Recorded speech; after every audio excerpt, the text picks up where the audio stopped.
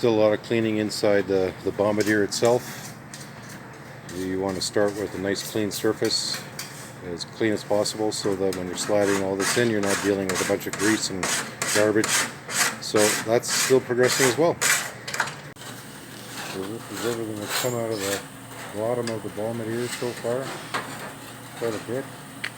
Ken is still cleaning up stuff here. Making sure he's getting everything. Use the vacuum as well. You can see the inside of this bomber is lickety split now. Dad doesn't want any dirt or grease or anything in here. Ken's been working all day making sure that this is right, getting off a lot of old grease and old rust, scraping it down. He's got a whole bucket full of waste there that he's done. And well, the guys are going to continue on tomorrow.